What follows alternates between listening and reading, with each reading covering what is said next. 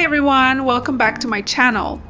In today's video, we're going to make a travel memory box together. A little box where we can keep all those small things that remind us of our favorite trips. So let's get started. What you'll need: a shadow box, a hot glue gun, strong magnets, and, of course, your favorite travel souvenirs and memories. Step 1. Plan before you glue. Before sticking, gluing, or fixing anything permanently, do a little trial first. Place all your items inside the shadow box and play around with their positions.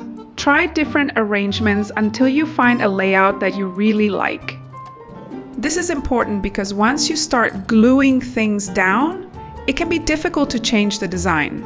Step 2.